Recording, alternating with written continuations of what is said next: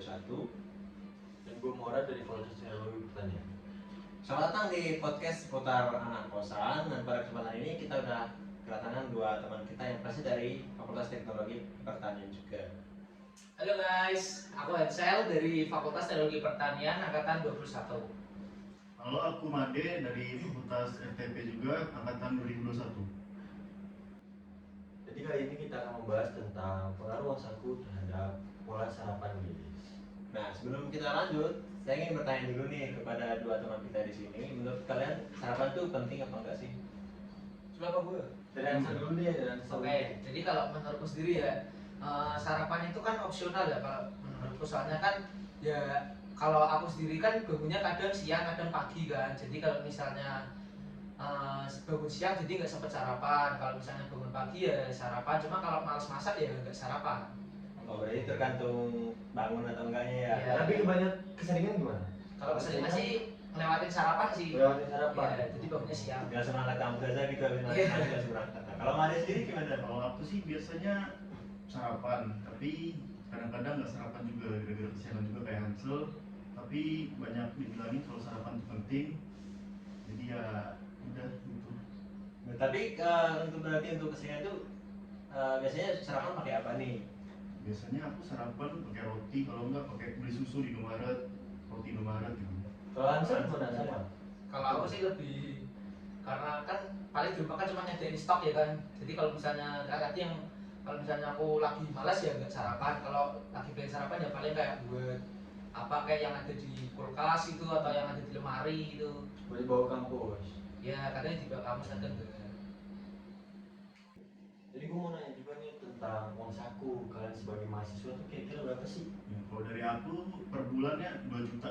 Per bulan 2 juta. Kalau dari Hansel? Kalau dari aku sendiri paling per bulannya tuh sekitar 500 sampai 800 sih.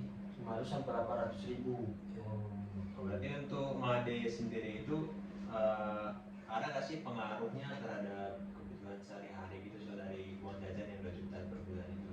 Kalau dari uang jajan sehari-hari ya, itu pengaruhnya ada karena aku anak kos sendiri, jadi aku biaya bensin, listrik, terus laundry juga sendiri, jadi uangnya dibagi-bagi sih, jadi sangat berpengaruh. Pengaruh ya. Nah, Hansel? kalau Ansel gimana? Kalau dari aku sendiri kan karena aku tinggalnya di rumah ya, jadi kan kayak makanan ya paling nyari di kulkas, kalau enggak di lemari gitu kan, kalau enggak ya kadang dimasakin. Terus lebihnya sih kalau uang jajan dari 500 sampai 800 nanti ya paling buat beli bensin, kalau enggak beli jajan, kalau enggak apa namanya kayak keperluan yang penting gitu kan, kayak yang tiba-tiba ada kayak misalnya praktikum lah atau apalah gitu. Berarti ya mungkin itu masalah kita semua sih ya, mungkin Mora juga, saya juga sering gitu karena bensin itu emang hal yang tidak terduga karena kita nggak tahu kita pakai hari ini buat apa aja.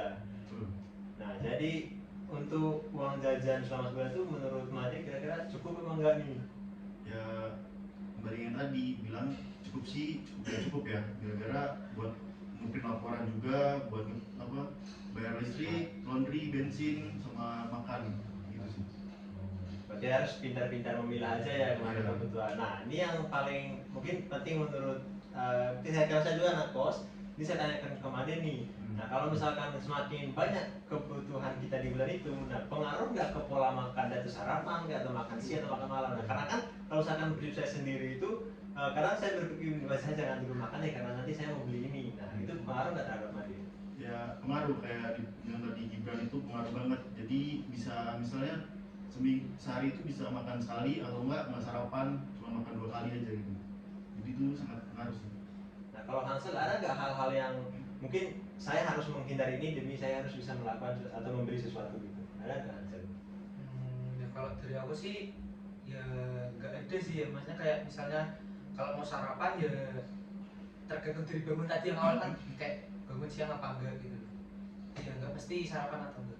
Berarti faktornya ke yang penting bangun atau enggak dulu nih. Iya. Ya, itu penting juga karena kita juga sering misalnya ada yang masuk kelasnya siang atau emang ada yang telat bangun juga. Nah, tadi teman-teman kita bisa mengambil kesimpulan itu karena kalau uang jajan yang dikasih per bulan itu bisa berpengaruh juga terhadap sarapan. Betul nggak teman-teman? Betul. Nah, jadi untuk kita sarapan apa enggaknya itu tergantung dari uang jajan, terus tergantung yang paling penting itu kita bangun apa enggak. Oke teman-teman, jadi kesimpulan dari pembicaraan kita, adanya pengaruh uang saku terhadap pola sarapan karena ada uang pokok lainnya. Nah, yang paling penting itu sarapan itu kita harus bangunnya pagi, karena kalau kita bangun siang itu jadinya makan siang bukan sarapan. Jadi teman-teman, sebelum kita tutup podcast kita pada kesempatan ini, ada pantun nih. Cakep. Belum.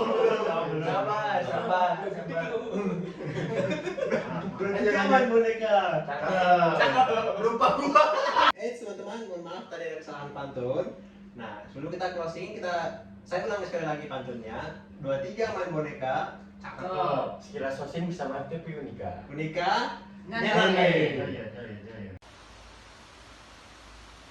Berikut merupakan data SPSS dengan menggunakan uji Chi-square dan menghasilkan angka 0,347 yang berarti angka tersebut merupakan angka di atas 0,05 dan dapat disimpulkan bahwa tidak ada pengaruh yang signifikan.